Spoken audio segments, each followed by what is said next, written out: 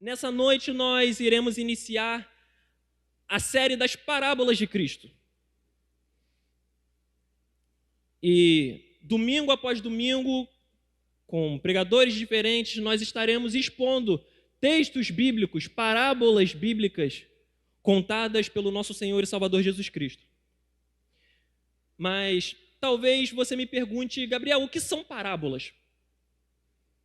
Parábolas, por uma definição bem simples, são histórias que espelham comportamentos com a finalidade de ensinar princípios do reino de Deus. Parábola, no grego, significa atirar ao lado, colocar ao lado, ou seja, o autor da parábola tem em mente a construção de uma história com a finalidade de ensinar assuntos concernentes ao reino de Deus. O autor das parábolas não diz explicitamente as verdades do reino, mas ele, por meio de histórias, traz princípios fundamentais, não de forma explícita, mas de forma implícita, mas a partir de um conhecimento que nós temos das Escrituras, nós poderemos compreender quais são esses princípios do reino de Deus. E eu convido os irmãos a abrirem suas Bíblias em Lucas, no capítulo 16. E nós estaremos lendo do versículo 19 ao versículo 31. Eu convido a igreja a se colocar de pé para nós fazermos essa leitura inicial. E logo após isso, os irmãos mantenham suas Bíblias abertas e poderão se assentar. Lucas, capítulo 16, do versículo 19 ao 31. Lucas 16, do 19 ao 31. Leamos a palavra do Senhor. Ora, havia certo homem rico que se vestia de púrpura e de linho finíssimo e que se alegrava todos os dias com grande ostentação. Havia também um certo mendigo, chamado Lázaro, coberto de feridas, que ficava deitado à porta da casa do rico. Ele desejava alimentar-se das migalhas que caíam da mesa do rico, e até os cães vinham lamber-lhe as feridas. E aconteceu que o mendigo morreu e foi levado pelos anjos para junto de Abraão. Morreu também o rico e foi sepultado. No inferno, estando em tormentos, o rico levantou os olhos e viu ao longe Abraão e Lázaro junto dele. Então, gritando, disse: Pai Abraão, tenha misericórdia de mim e mande que Lázaro molhe a ponta do dedo em água e me refresque a língua, porque estou atormentado nesse fogo. Mas Abraão disse: Filho, lembre-se de que você recebeu os seus bens durante a sua vida, enquanto Lázaro só teve males. Agora, porém, ele está consolado aqui, enquanto você está em tormentos. E, além de tudo, há um grande abismo entre nós e vocês, de modo que os que querem passar daqui até vocês não podem, nem os de lá passar para cá. Então o rico disse: Pai, eu peço que mande Lázaro à minha casa paterna, porque tenho 5 irmãos, para que lhes dê testemunho, a fim de que não venham também para este lugar de tormento. Abraão então respondeu: Eles têm Moisés e os profetas, ouçam-nos. Mas ele insistiu: Não, pai, se alguém dentre os mortos for até lá, eles irão se arrepender. Abraão, porém, lhe respondeu: Se não ouvem Moisés e os profetas, também não se deixarão convencer, mesmo que ressuscite alguém dentre os mortos. Podeis se assentar.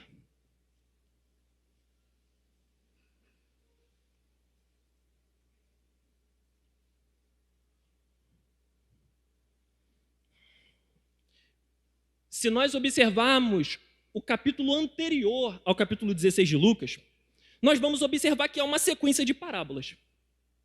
Uma sequência de parábolas, uma após outra. E o capítulo 16 continua com Jesus Cristo contando parábolas. Mas por que Jesus começa a contar parábolas no capítulo de número 15? Porque Jesus estava ensinando. E publicanos e pecadores vinham ter com ele para aprender dos seus ensinamentos. Então, por conta disso, os fariseus estavam incomodados, estavam irados. Eles não aceitavam que aqueles homens, publicanos e pecadores, estivessem andando com Jesus. Porque, afinal de contas, eles estavam aprendendo de verdades concernentes ao reino de Deus.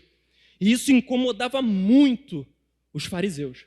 Porque era bom que publicanos e pecadores continuassem naquele estado, porque os fariseus eles se auto-justificavam em público. Então, por conta disso, eles poderiam apontar e dizer: ah lá, eu não sou como os publicanos, eu não sou como os pecadores. Eu cumpro a lei de Deus, eu estudo a lei de Deus, eu coloco a minha Bíblia debaixo do braço, eu saio da minha casa, eu vou para o templo. Eu não sou como esses homens. Esses homens vivem a vida na prática do pecado.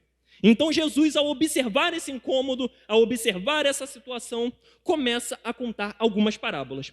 E ele conta a parábola da ovelha perdida, da dracma perdida e do filho pródigo. Quais são os ensinamentos principais dessas três palavras, dessas três parábolas? O que elas têm em comum? O que elas têm em comum é que os crentes, a igreja de Deus, deve se alegrar quando um pecador se arrepende dos seus pecados. Jesus conta essas três parábolas para mostrar que, na verdade, ao invés de questionamentos, olha só lá Jesus, esse aí que diz que é o rei dos reis, que é o rei dos judeus, comendo com publicanos, pecadores, como assim? Eles estavam incomodados, eles estavam irados. Então Jesus conta essas parábolas com a finalidade de ensinar que a igreja de Deus, aqueles que são verdadeiramente filhos da promessa, devem se alegrar quando o perdido é encontrado, quando a ovelha perdida é encontrada, quando a dracma perdida é encontrada e quando o filho pródigo volta para casa. E Jesus, ao observar a raiva, a ira daqueles homens, inicia o capítulo 16. Lucas começa a escrever no capítulo 16 que Jesus começa a atacar diretamente, frontalmente, os fariseus. Jesus começa a atacar a hipocrisia daqueles homens, porque eles entendiam da lei de Deus, eles entendiam como eles deveriam lidar com os pobres, com os necessitados, com os pecadores. Eles compreendiam teologicamente, mas na prática, eles não cumpriam nada daquilo. Então Jesus começa a atacar frontalmente esses homens, falando de parábolas acerca do amor ao dinheiro, falando acerca de autojustificação, ou seja, confrontando aqueles homens fariseus. E nós vamos observar isso de forma clara. Lucas capítulo 16, versículo 14 e 15, vão dizer: os fariseus que tinham grande amor ao dinheiro, ouviam isso tudo e zombavam de Jesus. Então ele disse: vocês gostam de aparecer justos em público, mas Deus conhece o seu coração. Aquilo que este mundo valoriza é detestável aos olhos do Senhor. E os fariseus, eles contavam aos seus ouvintes uma história que era muito popular naquele período. Todos que estavam reunidos à volta dos fariseus conheciam a história. E a história é a seguinte: havia um rico, publicano e corrupto. E havia um honesto mestre da lei. E havia três contrastes nessa parábola que os fariseus contavam: contraste da vida, um contraste na morte e um contraste na eternidade. Na vida, o rico publicano corrupto esbanjava os seus bens, ostentava dia após dia os frutos da sua corrupção. E o honesto mestre da lei lia e ensinava com zelo e não era valorizado por muitos. Mas um dia, o rico, publicano e corrupto morreu. E ao morrer, ele foi levado ao inferno. E o honesto mestre da lei foi levado por anjos ao seio de Abraão. E na eternidade, o rico, corrupto e publicano sofria com dores, tormentos eternos. Mas o honesto mestre da lei se alegrava porque ele estava em uma cidade linda, com muitos frutos, com muitos campos, com rios aonde ele matava sua sede, enquanto o rico publicano corrupto sofria eternamente. E todos conheciam essa parábola, inclusive Jesus. E ao então entender essa parábola, conhecer essa parábola, Jesus pede uma espécie de licença poética e alterna a ordem dos personagens.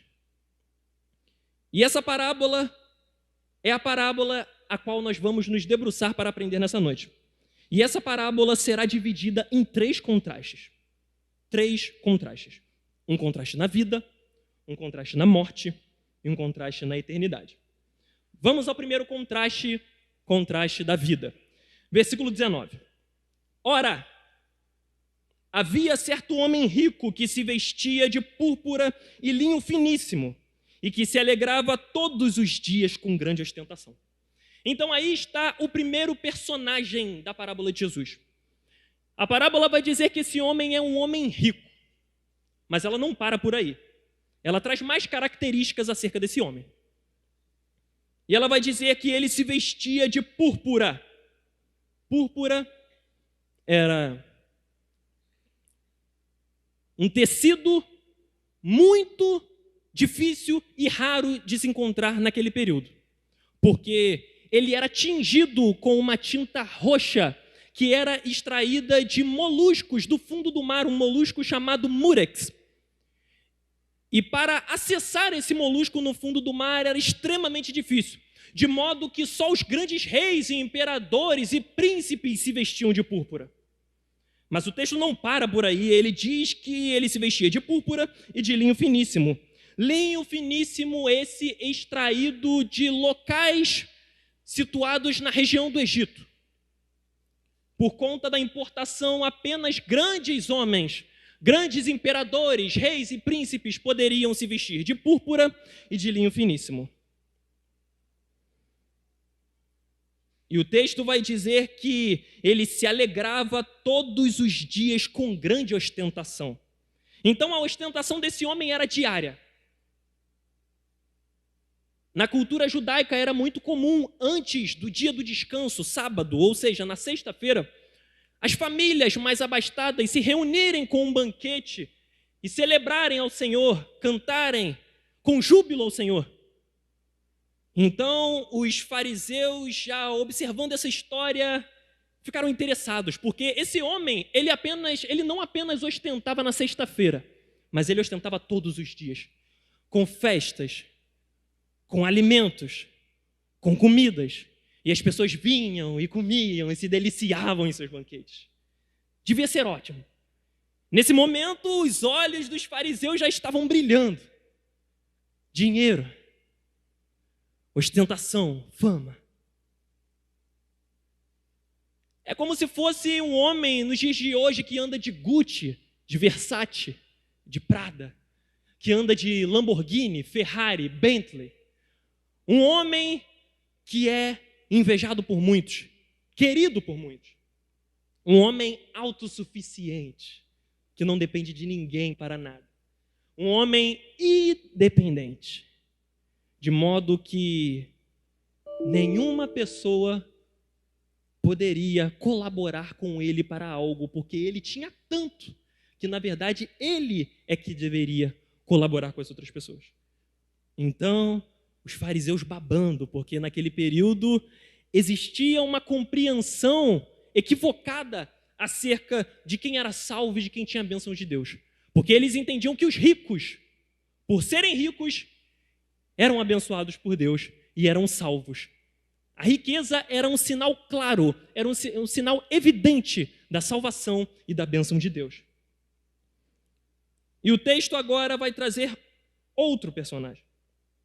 Versículo 20. Havia também certo mendigo chamado Lázaro, coberto de feridas, que ficava deitado à porta da casa do rico. Ele desejava alimentar-se das migalhas que caíam da mesa do rico, e até os cães vinham lamber-lhe as feridas. Observe que o segundo personagem é um mendigo. Enquanto o primeiro personagem era um rico, riquíssimo, o segundo personagem é um mendigo. Enquanto o primeiro personagem se vestia de púrpura e linho finíssimo, o texto vai dizer que Lázaro estava coberto de lepras e chagas. Enquanto um vestido de púrpura e linho finíssimo, o outro vestido de lepras e chagas. Que era uma doença, lepra, temida por todos naquele período. De modo que o leproso sofria profundo desprezo, porque entendiam que o leproso estava impuro cerimonialmente e espiritualmente, de modo que ele era afastado do povo e iriam para arraiais específicos e aguardar alguns dias para depois retornar ao convívio social. Então era um homem que estava à margem da sociedade.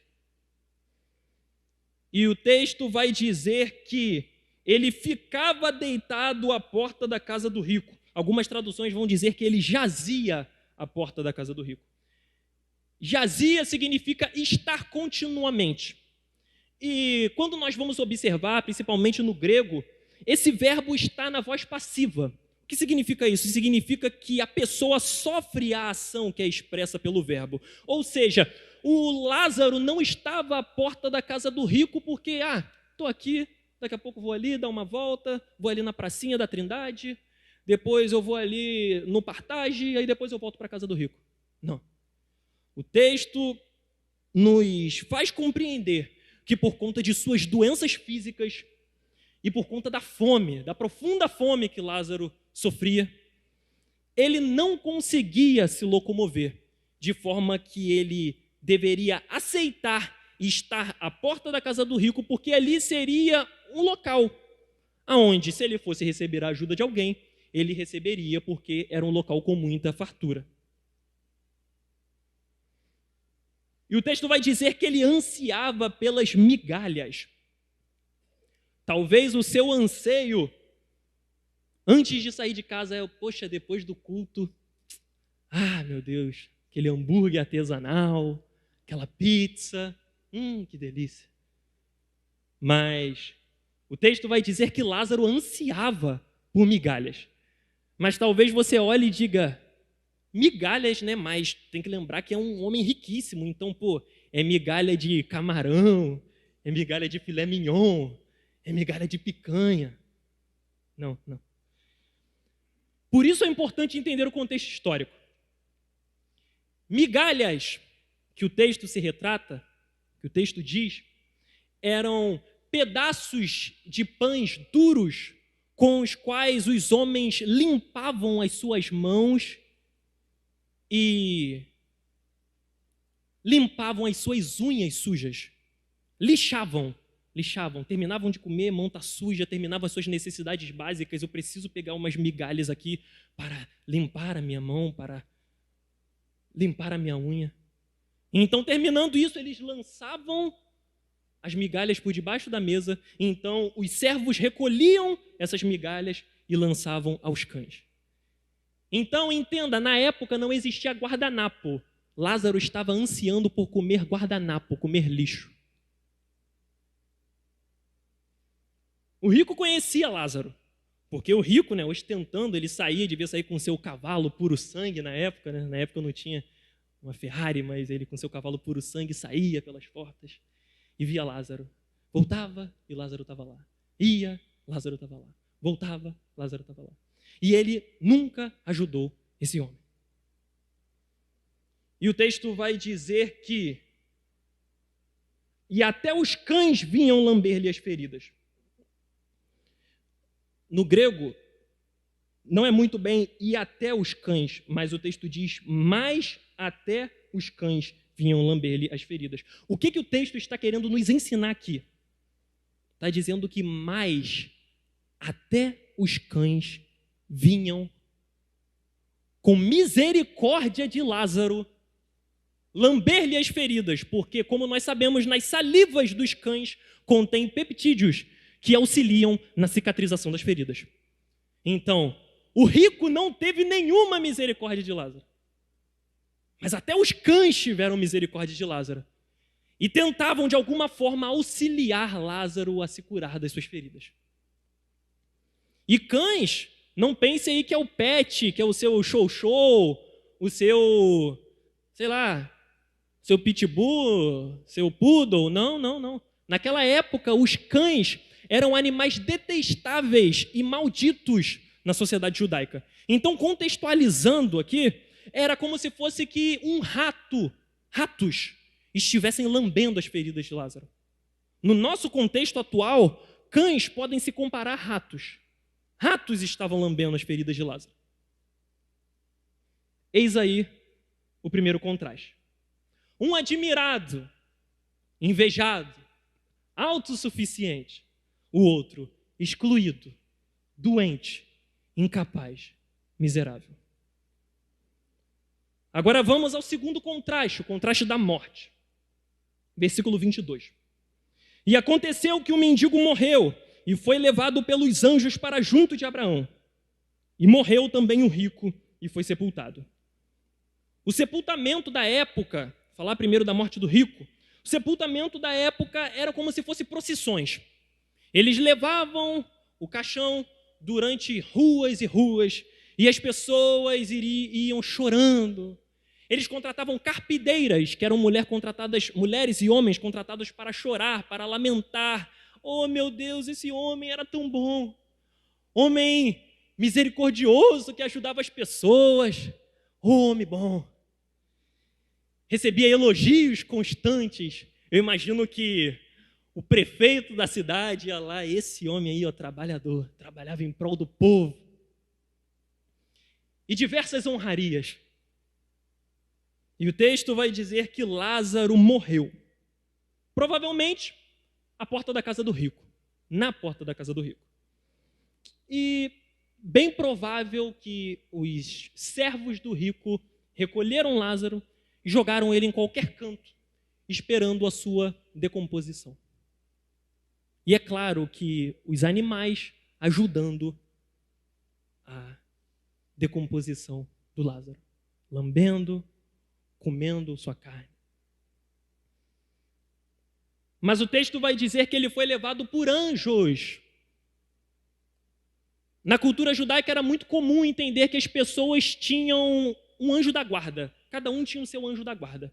Então, quando Jesus disse que ele foi levado por anjos, opa, já causou espanto. Porque como assim?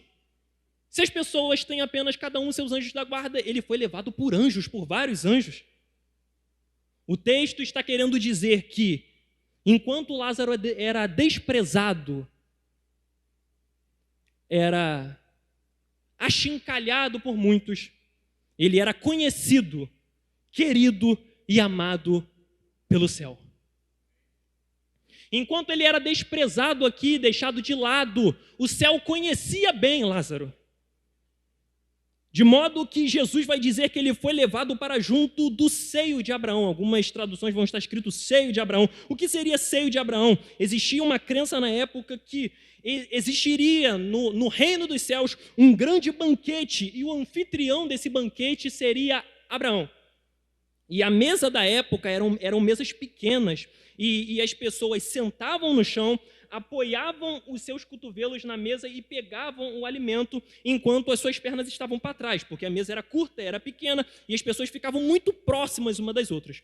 De modo que alguns que tinham íntima comunhão e relacionamento com outros deitavam a sua cabeça no peito, assim como João, o discípulo amado, fez com Jesus Cristo.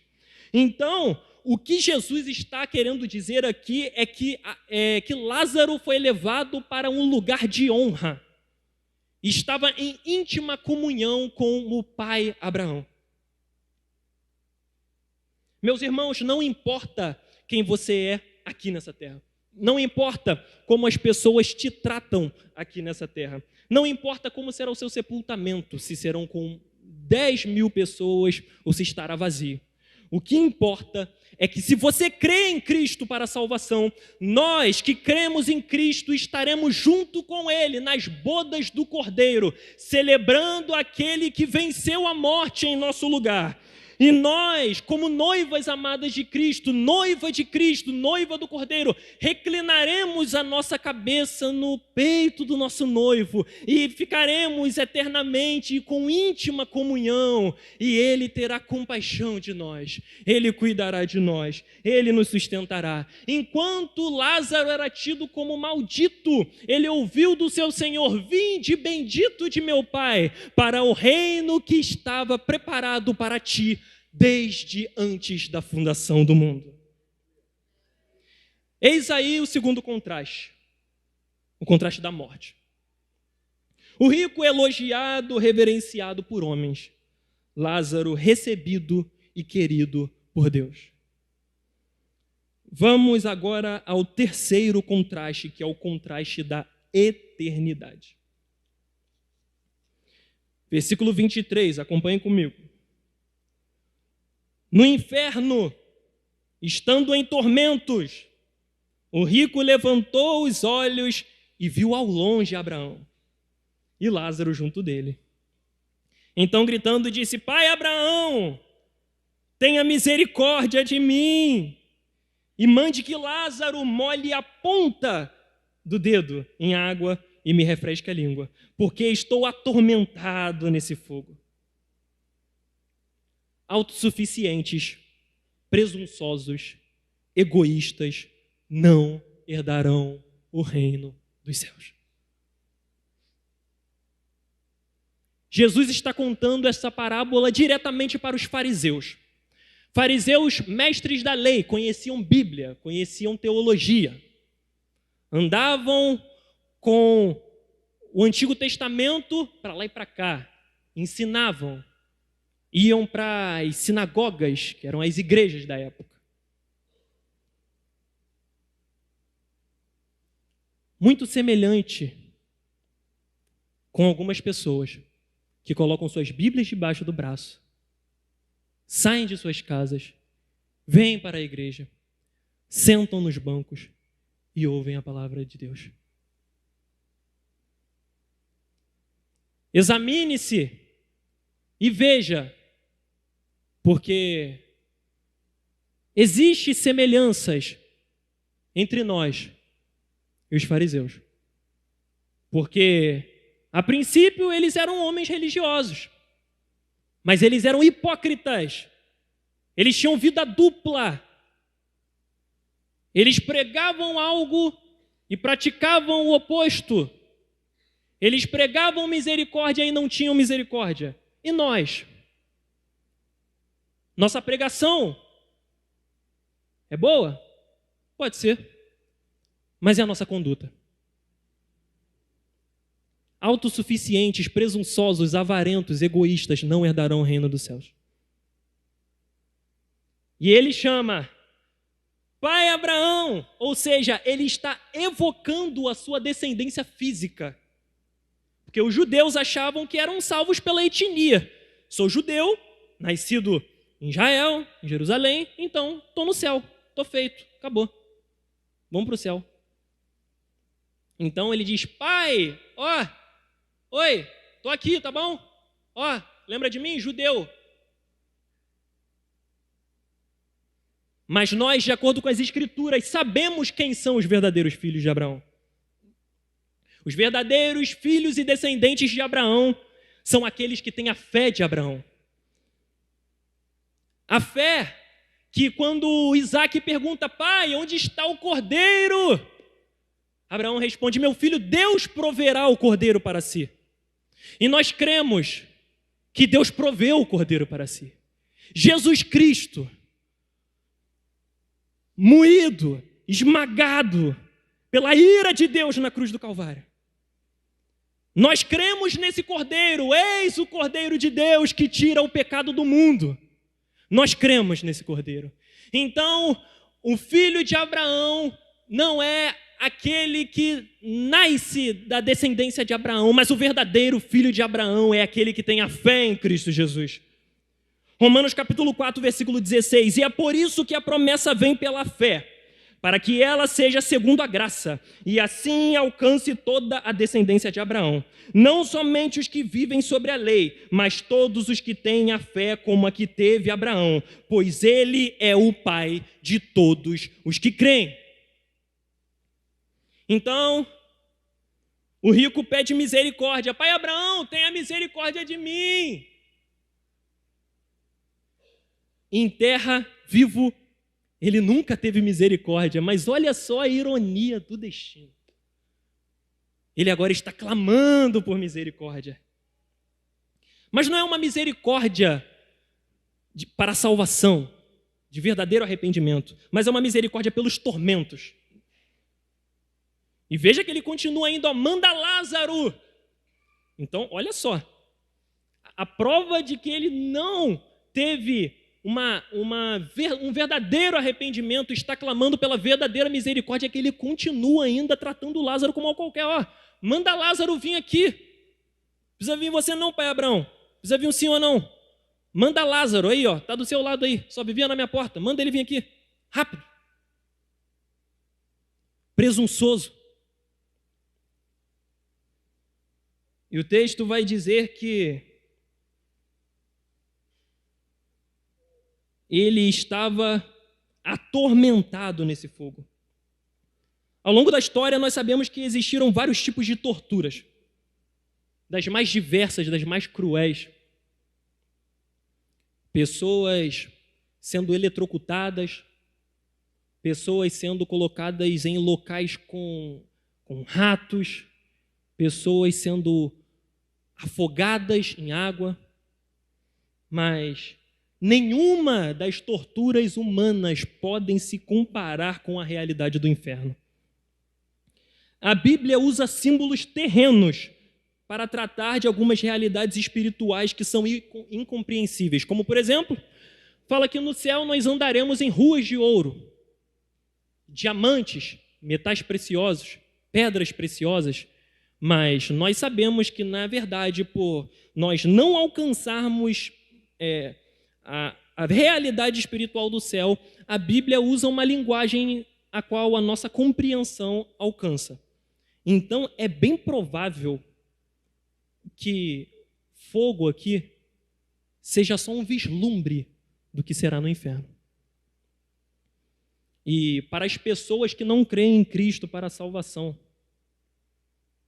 torçam para que sejam fogo, porque é bem provável, de acordo com a linguagem que a Bíblia nos mostra, que seja algo pior do que o fogo. E observe que o rico, ele não pede um barril, pede para Lázaro trazer um barril aqui, porque eu estou atormentado, meu Deus do céu. Não.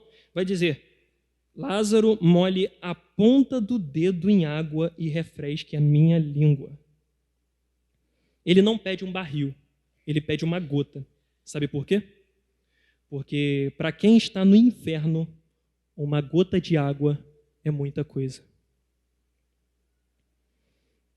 E o texto traz também a ideia de uma gota, porque logo em seguida nós vamos observar que Abraão, ele nega, ele fala, não. Sabe o que o texto está querendo nos ensinar também? É que no inferno não haverá nenhuma gota de misericórdia.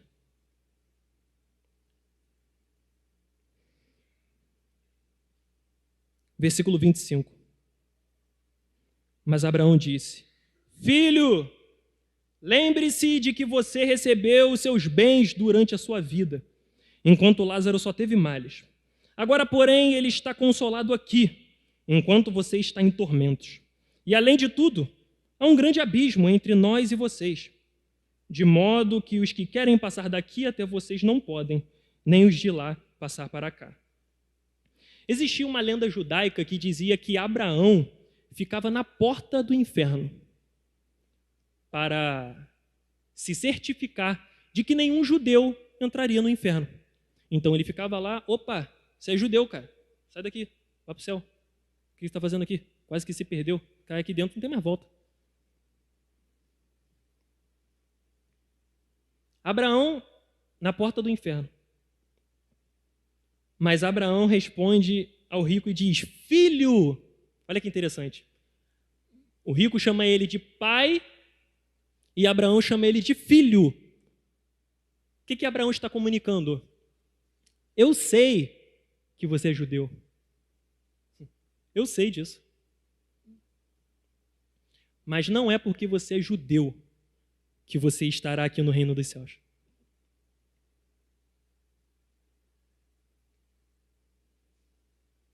E o texto vai dizer, lembre-se de que você recebeu os seus bens durante a sua vida, enquanto Lázaro só teve males. Ou seja, o que Jesus está ensinando aos fariseus? Ele está ensinando que a riqueza não é sinal, não é um sinal da salvação. E a pobreza também não é um sinal da condenação daquela pessoa, daquele indivíduo. O que Jesus está ensinando é que o rico estava no inferno porque ele viveu a vida de acordo com seus próprios prazeres, usou das riquezas para si. E Lázaro sofreu, ele até sofreu e sofreu muito, mas ele creu em Deus. E assim como Abraão, que creu em Deus, e isso lhe foi imputado como justiça. Lázaro creu em Deus, e isso lhe foi imputado como justiça.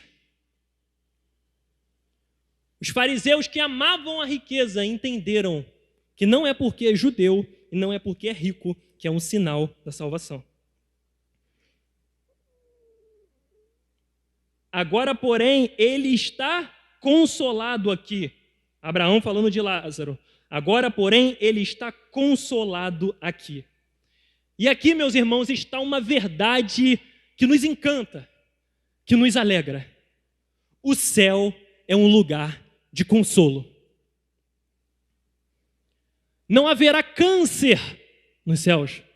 Não haverá depressão no céu. Não haverá ansiedade no céu. Não haverá choro no céu. Porque a palavra de Deus vai dizer que todas as nossas lágrimas serão cessadas. E o Senhor Jesus Cristo irá nos consolar de tudo aquilo que nós passamos por aqui. Nenhuma lágrima, toda lágrima que estiver nos seus olhos, Cristo, o nosso Senhor, enxugará. E nós estaremos nos seios do nosso noivo. E Ele enxugando as nossas lágrimas e cuidando de nós, nos mostrando, filho, você sofreu. Mas você não está aqui também porque você sofreu, você está aqui porque você creu em mim e porque eu sofri no seu lugar. Toda lágrima o Senhor enxugará.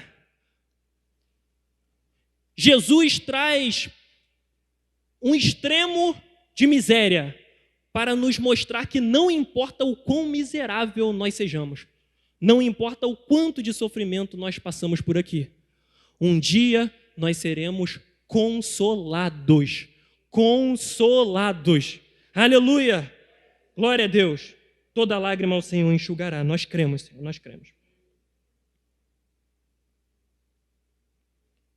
E além de tudo, há um grande abismo entre nós e vocês, de modo que os que querem passar daqui até vocês não podem, nem os de lá passar para cá. O que Jesus está comunicando é que após a morte não existe segunda chance. Após a morte, o destino está selado. Para você que está me ouvindo e não crê em Jesus Cristo, o dia do arrependimento é hoje. O dia do arrependimento é hoje. O momento do arrependimento é agora. Agora. Pois ao homem está destinado a morrer a apenas uma única vez. E após isso, segue-se o juízo. Há um abismo que separa o descrente de Deus. Na eternidade haverá um grande abismo intransponível Mas hoje, aqui, ainda existe um abismo que separa os homens de Deus. Ainda existe um abismo que separa os pecadores de Deus. Mas esse abismo não é intransponível ainda. Porque Jesus vai dizer: eu sou o caminho, eu sou a verdade, eu sou a vida, e ninguém vai ao Pai a não ser por mim. Existe um abismo, existe uma separação, existe inimizade entre o homem, entre o pecador e Deus, de modo que só um caminho consegue passar por cima desse abismo e levar o homem até Deus. E esse caminho é Cristo. O abismo ainda não é intransponível. Corra enquanto é tempo e ande pelo caminho que é Cristo, porque Cristo é o caminho que passa por cima do abismo e nos leva até Deus. Um dia nós estávamos separados, distantes, um abismo. Não era um dedo, não era 2 dedos, não era 1 quilômetro, não era 1 milha, não importa. Era um abismo.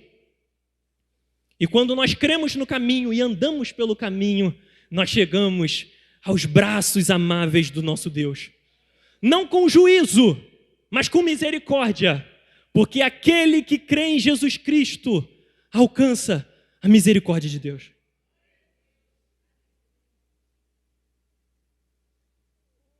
Então o rico disse: Pai, eu peço que mande Lázaro à minha casa paterna, porque tenho 5 irmãos, para que lhes dê testemunho, a fim de que não venham também para este lugar de tormento. Abraão respondeu: eles têm Moisés e os profetas. Ouçam-nos. Mas ele insistiu: não, pai Abraão, não. Se alguém dentre os mortos for até lá, eles irão se arrepender. E Abraão, porém, lhe respondeu: se não ouvem Moisés e os profetas, também não se deixarão convencer, mesmo que ressuscite alguém dentre os mortos. Existiam muitos pobres naquele período, muitos pobres. E quando os fariseus eram questionados com base bíblica, aqui, vocês têm a obrigação, nós temos a obrigação de cuidar desses pobres.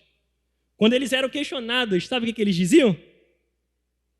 Eles têm Moisés e os profetas, que os ouçam.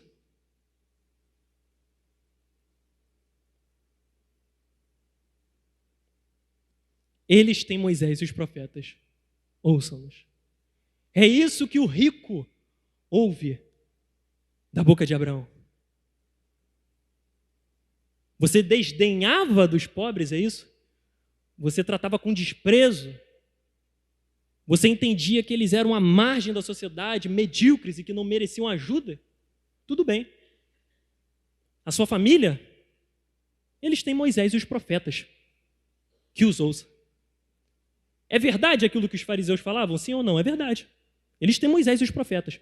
Mas eles se utilizavam da palavra de Deus para desprezar, para desdenhar. Motivação equivocada. E agora eles ouvem com a motivação correta. O que Abraão, na verdade, está ensinando, o que Jesus está ensinando através dessa parábola, é que não importa, não me venha pedir para que venham psicografar uma carta para você ler. Não peça que ressuscite alguém do meio dos mortos e fala: eu estou aqui no céu, tá maravilha. Já percebeu que a pessoa que eles psicografam nunca fala: estou aqui no inferno, estou sofrendo pra caramba. Já viu? Nunca acontece isso. Sempre estou no céu, tá lindo, tá maravilhoso, coisa linda. Abraão basicamente está dizendo: sola escritura. Não adianta evocar mortos, não adianta nenhum outro caminho, não adianta grandes novas revelações, não adianta grandes e novas visões. O único meio de ter a salvação é lendo e ouvindo A fé vem pelo ouvir, e ouvir a palavra de Deus. A palavra de Deus. Abraão diz, sola a Escritura. E observe aqui que Jesus está na tentativa realmente de exaltar as Escrituras, de mostrar que a palavra de Deus é que nos mantém de pé.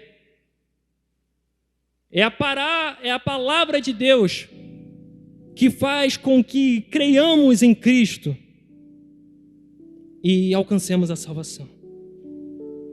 E ele vai dizer, mesmo que ressuscite alguém dentre os mortos, não vão crer, não adianta. E Jesus está dizendo nisso, né? E nós lembramos de quê? João capítulo 11. O que acontece em João capítulo 11? A ressurreição de Lázaro. Na frente do povo, Jesus diz, Lázaro, vem para fora. E Lázaro ressuscita. E o que a Escritura vai nos dizer? João capítulo 11, versículo 53. Daquele dia em diante começaram a tramar a morte de Jesus. Ressuscitou um morto. E não é só a morte de Jesus não, queriam matar até Lázaro. Saiu do túmulo e já queriam botar ele de volta.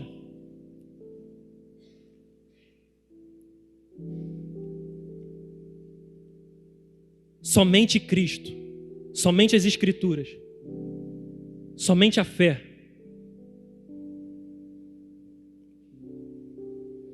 E eu queria extrair algumas lições desse texto. Primeira lição: a idolatria cega e leva ao inferno. Se você ama mais o dinheiro do que a Deus, não herdará o reino dos céus.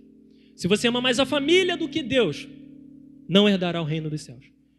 Se você ama mais os bens do que Deus, não herdará o reino dos céus.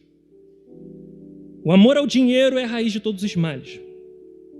A idolatria cega o homem e leva o homem ao inferno.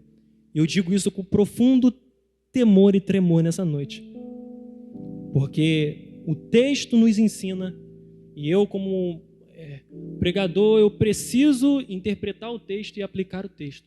Então, que os irmãos entendam que essa parábola, toda essa parábola, tudo que eu falei aqui também está me confrontando diretamente. A idolatria cega e leva ao inferno. Segunda lição: a morte não é preconceituosa. A morte chega para o rico e para o mendigo, para o negro e para o branco,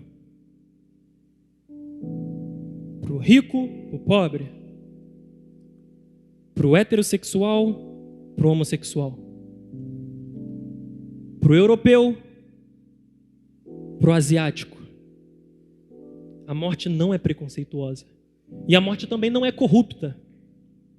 Não adianta, quando a morte chegar para você, você apresentar uma maleta de dinheiro aqui, ó. Toma para você, vai embora. Não. A morte chega para todos. E eu me lembro daquele texto que diz assim: louco! Hoje mesmo pedirão a sua alma. O que tens preparado?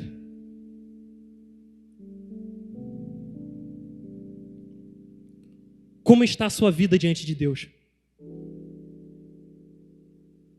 Você se assemelha a um fariseu? Se você vive uma vida dupla, arrependa-se hoje, em nome de Jesus. Falo isso com amor, porque nós sabemos que quem vive uma vida dupla não herdará o reino dos céus. Mas aquele que vive uma vida de santidade e crê em Cristo, herdará o reino dos céus. O inferno é eterno. O inferno não dura um milhão de anos. O inferno não dura 1 bilhão de anos. O inferno não dura 1 trilhão de anos. Caim, o primeiro homicida da história, está sendo atormentado agora no inferno. O primeiro homicida da história está sendo atormentado agora no inferno. E o que você acha? Que ele vai ser atormentado por mais 1 trilhão de anos? Não.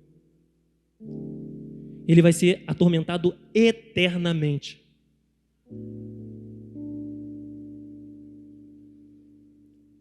Se nós tirarmos um dia de 100 dias, restam 99 dias.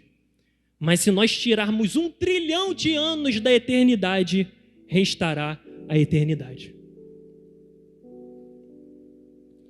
Não espere purgatório, não espere reencarnação. Não espere segunda chance.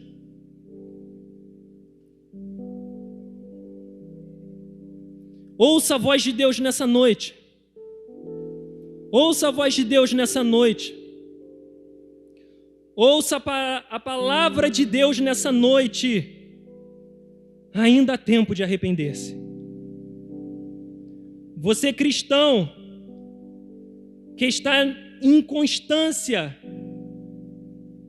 que está flertando com o pecado, arrependa-se hoje em nome de Jesus, porque ainda há tempo. Você, pessoa que não crê em Cristo para a salvação, corra hoje, porque ainda é tempo. A cruz foi um dos piores instrumentos de tortura de todos os tempos. Jesus foi preso,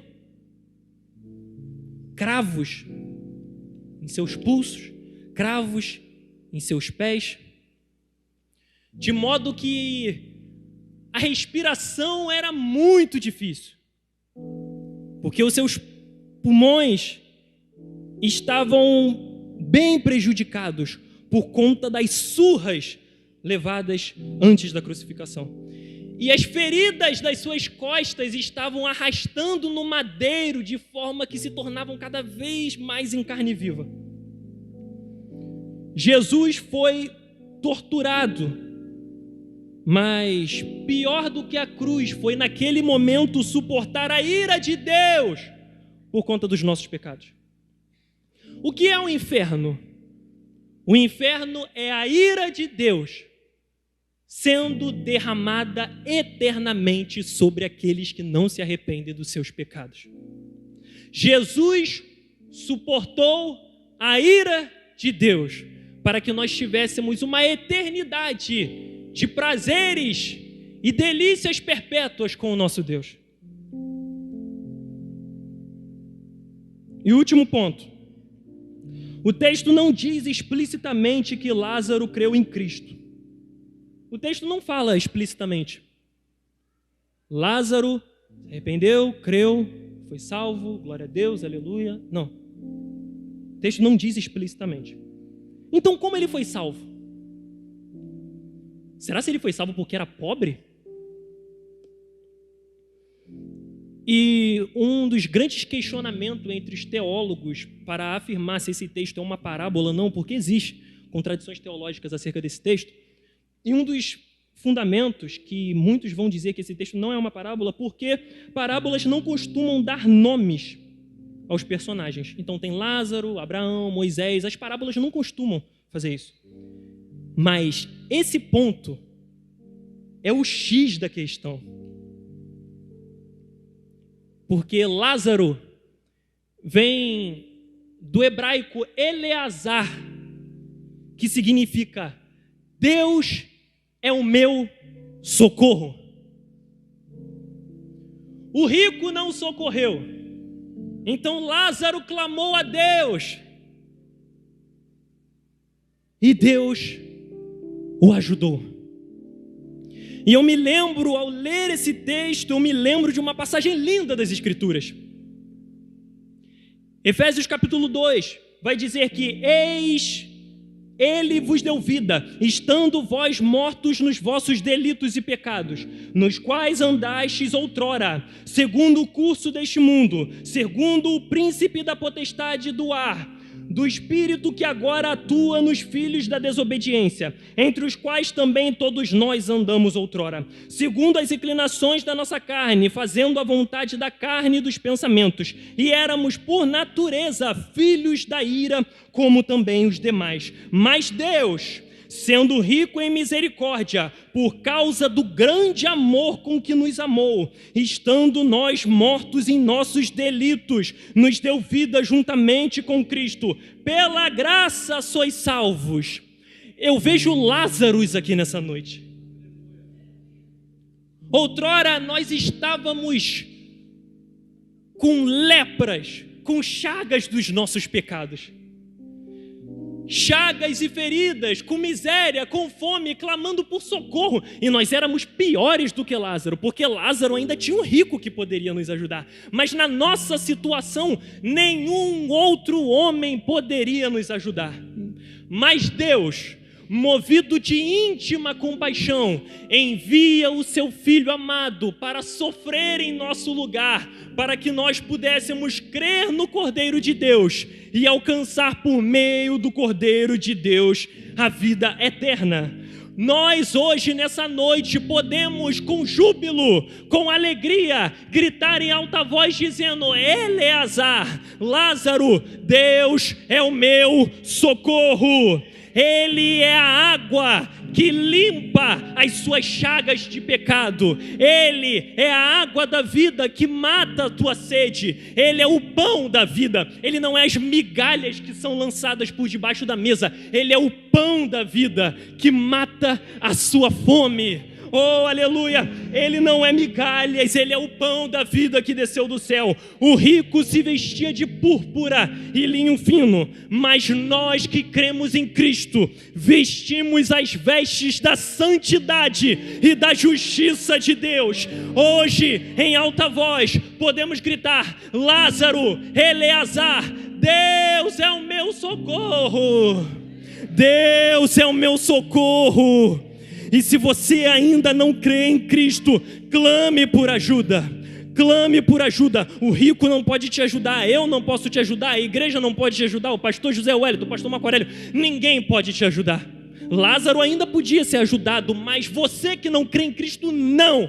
Só Jesus Cristo, só Deus pode te ajudar. E após o arrependimento e a fé em Jesus Cristo, você poderá clamar e gritar em alta voz com júbilo, dizendo: Deus é o meu socorro. Se coloque de pé.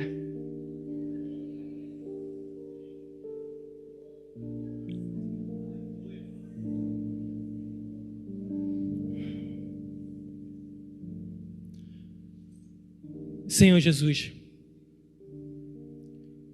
tenha misericórdia de nós, Senhor. Eu me achego a Ti, Pai, com temor e tremor, Pai. Eu me achego a Ti tremendo, Pai. Ô Senhor, o Senhor conhece, esquadrinha o coração de cada um que está presente aqui nessa noite. Ô Pai, nos ajuda, Senhor. Nos perdoa, Pai, dos nossos pecados, Pai. Tenha misericórdia de nós, Senhor. Nós entendemos pela Sua palavra que o inferno é terrível. 1 minuto no inferno é motivo para lamentar eternamente. Senhor, nós cremos no Teu Filho, Pai. Nós cremos no único caminho, na única verdade. Nós cremos naquele que traz a vida eterna, Senhor. Senhor, mas tenha misericórdia daqueles que não creem em Ti. E convoca-os, Senhor, porque nós cremos através da Sua palavra que as Suas ovelhas ouvem a Sua voz e Te seguem, Pai. Chama, Senhor, pelo nome as ovelhas perdidas, Pai. E que nós não sejamos como os fariseus, Senhor, mas que nós venhamos comemorar, Senhor, se um pecador se arrepender dos pecados e crer em Ti. Oh, Senhor, mas também nós olhamos para o nosso coração, Pai. Oh, Pai, limpa o nosso coração, dá-nos o coração igual ao Teu, Pai. Que nós venhamos obedecer a palavra, Senhor. Que nós venhamos obedecer a Bíblia, Senhor. Porque assim como o Senhor disse, é a nossa única regra de fé e prática. Oh, Pai, nós cremos que Tu és o Cordeiro de Deus. Nós cremos que Tu és o nosso socorro, Pai. Nós cremos, Senhor. Limpa o nosso coração, Pai. Em nome de Jesus. Dá-me um coração igual ao Teu, meu Mestre. Dá-me um coração igual ao Teu, coração disposto a obedecer.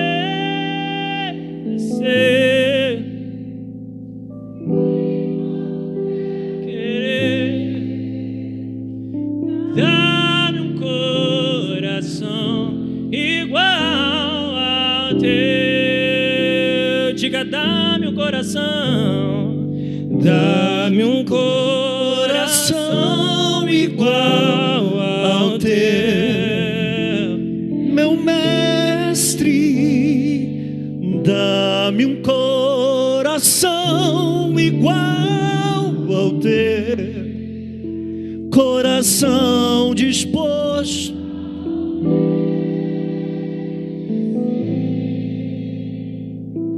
e todo o seu querer. Dá-me um coração igual ao Teu. Permaneça de pé com seus olhos fechados. A morte sela o seu destino na eternidade. Não acredite em reencarnação, não acredite em purgatório. Não pague para ver, porque depois da morte não há como voltar atrás.